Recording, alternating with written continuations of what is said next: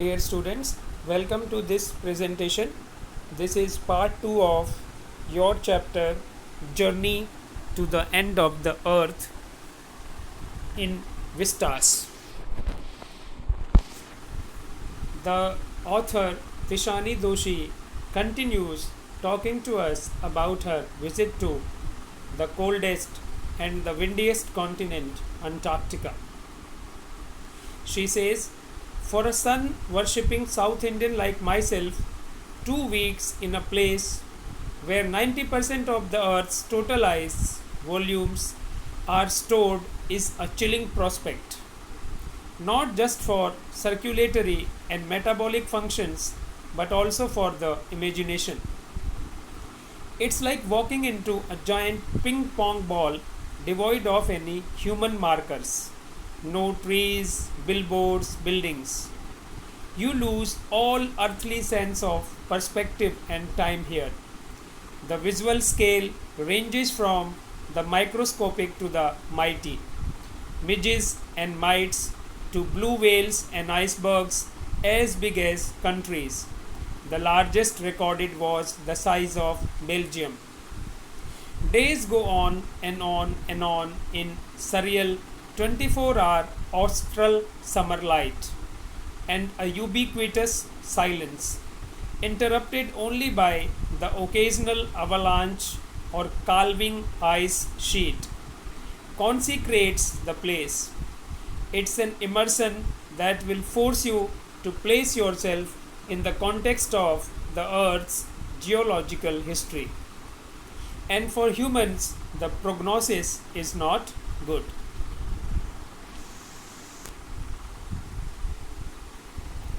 Let's understand the meaning of certain difficult words from this paragraph.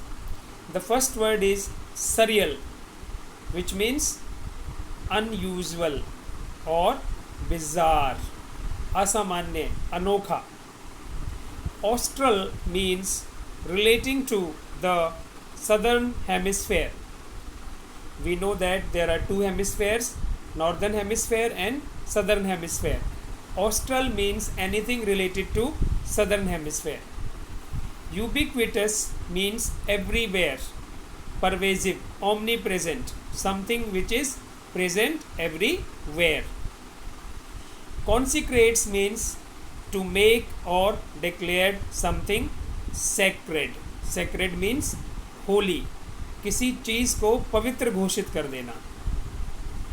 Immersion means submerge, आधा पानी में डूब जाना. For example, after Ganesh festival we immerse the idols of Ganesh ji.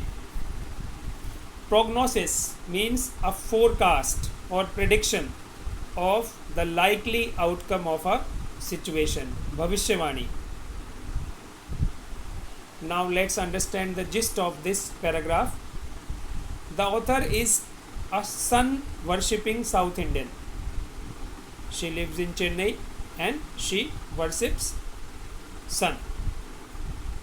But she had to spend 2 weeks in a place where 90% of the Earth's total ice volumes are stored. So it was a chilling prospect. It was a chilling prospect for the author. Chilling for her circulatory system and her metabolic functions. Metabolism means the conversion of food into energy. And it was chilling for imagination also. She was chilled when she thought that she had to spend 2 weeks in Antarctica. It's like walking into a giant ping pong ball devoid of any human markers. It's a simile here. The author has compared Antarctica with a giant ping pong ball. You must have seen a ping pong ball. Devoid of means without any human markers. Human markers means any mark or sign which indicates that human beings live here. मनुष्य की उपस्थिति बताने वाली कोई भी चीज़, कोई संकेत. Like trees, billboards. Billboard means advertisement board that we see in the marketplaces. buildings.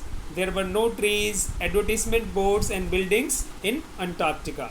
So it was clear that no human beings lived there on this continent. And author lost the sense of perspective and time. She could not tell what time it was just looking at the surroundings. And she also lost perspective because there were hardly any landmarks. Every place almost looked the same. The visual scale ranges from the microscopic to the mighty. There were some very small, minute, microscopic organisms like midges, mites. On the other hand, there were some very colossal, tremendous, huge organisms and things like blue whales and icebergs. The biggest iceberg in Antarctica is the size of a country, Belgium. Belgium is a country in Europe. Days go on and go on and on in surreal 24-hour austral summer light. There is no night for 6 months there. It's at the pole.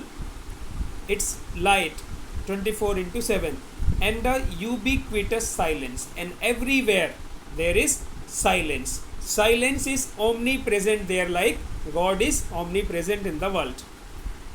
And this silence is interrupted, disturbed only by what? Occasional avalanche. Sometimes there is a sound of an avalanche or calving ice sheet. Calving means breaking into pieces. And all this makes this place very holy. Antarctica looks very sacred to the author Tishani Doshi. It's an immersion that will force you to place yourself in the context of the Earth's geological history. When people go to Antarctica, they are submerged in the geological history of the world. And for humans, the prognosis is not good. The prediction for human beings is not good. When you look at avalanches coming down and ice sheets breaking, you understand the effect of global warming. You get an indication of future for human beings, which is not good. Let's move forward now. Avalanche, you can see. An avalanche is a sudden drastic flow of snow down a slope. When does it occur? It occurs when either natural triggers happen or artificial triggers like snowmobilers, explosives. Calving, you can understand, you can see in the animated picture. Huge sheets of ice break.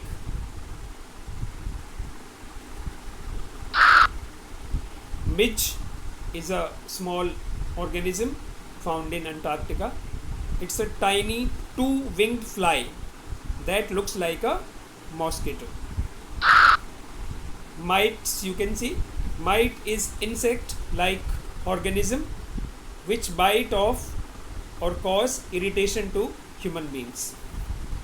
And you cannot identify it in the white surroundings. You can say it's white, so it's difficult to be aware of its presence. Blue whale, you can see. Next paragraph. Human civilizations have been around for a paltry 12,000 years.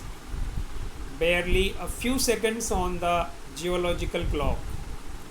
In that short amount of time, we have managed to create quite a ruckus, itching our dominance over nature with our villages, towns, cities, mega cities.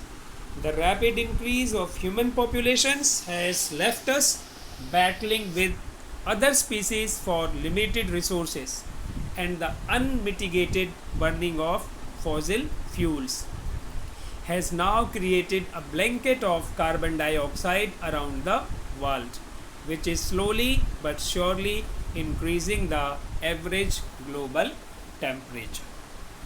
Let's first understand the meaning of highlighted words. First is poultry.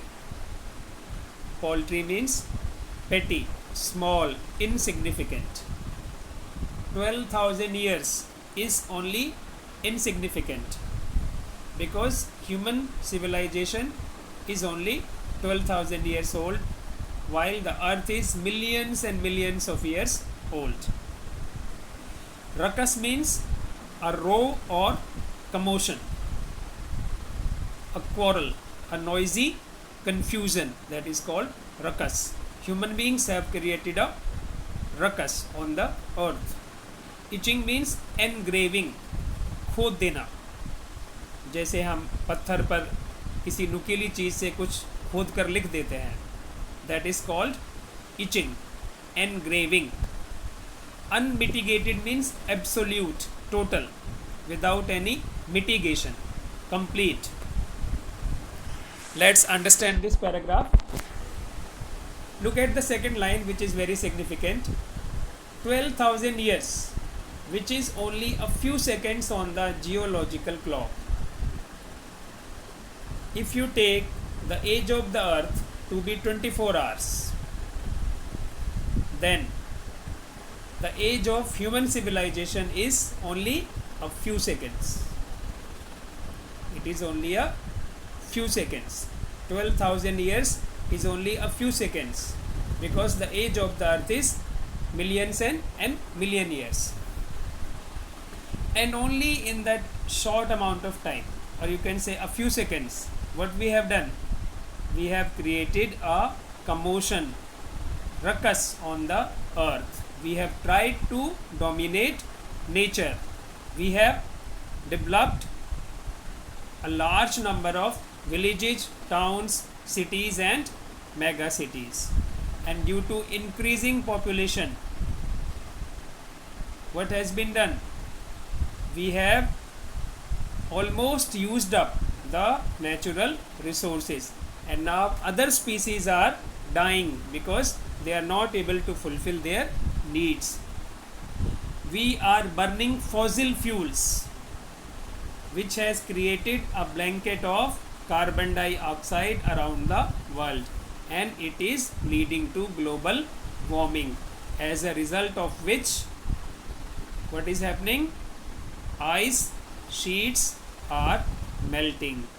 There may be a day when the whole world will be drowned. Next paragraph. Climate change is one of the most hotly contested environmental debates of our time. Will the West Antarctic ice sheet melt entirely? Will the Gulf Stream ocean current be disrupted? Will it be the end of the world as we know it? Maybe, maybe not. Either way, Antarctica is a crucial element in this debate. Not just because it's the only place in the world which has never sustained a human population and therefore remains relatively pristine in this respect, but more importantly because it holds in its ice cores 500,000-year-old carbon records trapped in its layers of ice. If we want to study and examine the Earth's past, present and future, Antarctica is the place to go.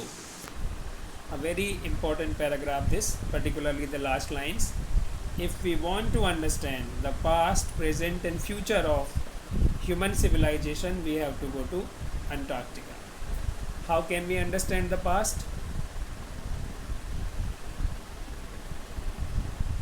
Carbon records, which are 500,000-year-old, 5 lakh year old carbon records are trapped in the layers of ice in Antarctica.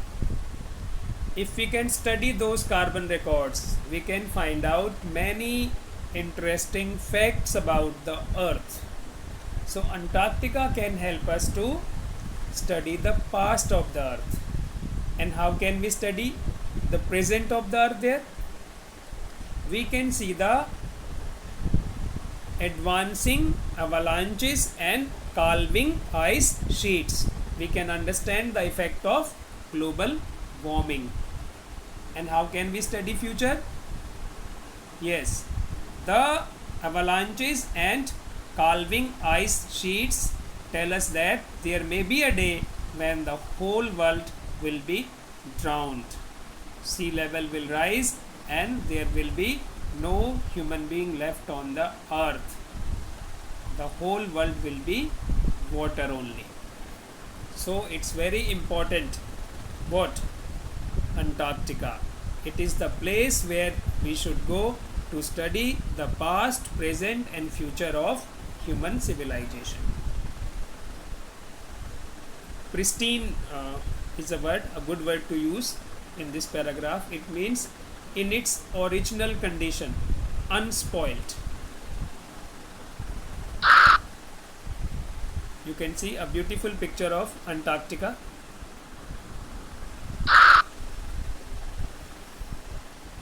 Next paragraph. Students on Ice, the program I was working with on the Shokalski aims to do exactly this by taking high school students to the ends of the world and providing them with inspiring educational opportunities which will help them foster a new understanding and respect for our planet. The author talks about a program called Students on Ice. It has been in operation for 6 years now, headed by Canadian Geoff Green, who got tired of carting celebrities and retired rich curiosity seekers who could only give back in a limited way. With Students on Ice, he offers the future generation of policymakers a life-changing experience at an age when they are ready to absorb, learn and most importantly act. This paragraph is very important. It talks about the purpose of the visit of the author Tishani Doshi. She went to Antarctica under the program Students on Ice. This program is sponsored by whom? Geoff Green. He was from Canada. Earlier, he used to take celebrities and rich people to different parts of the world. But it did not help. These people could not give back anything. It means that they could do nothing to protect our planet. Then he decided to take high school students to the ends of the world. And he took them to Antarctica. Why did he select students only? Because they are future policy makers. He wanted to give them a life-changing experience. At this age, they are ready to absorb, learn, and most importantly, act. The celebrities and rich people are not ready for all these things. They cannot absorb, learn, and act. But small students are very curious. They can absorb, learn, and act. And more importantly, they are the future policy makers. They will become prime ministers, presidents of different countries. They will become scientists. They may become environmental activists. So they can bring about a change. They can do many things to protect the planet, which celebrities and rich people cannot do. Dear students, that is the end of this presentation. The rest of the chapter will be covered in the third part.